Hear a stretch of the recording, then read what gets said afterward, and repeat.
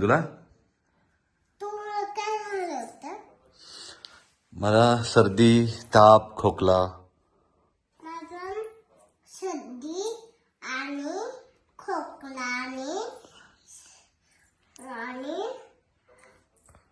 अजून खोकला कुणी सांगितलं तुला हे आणि आईंनी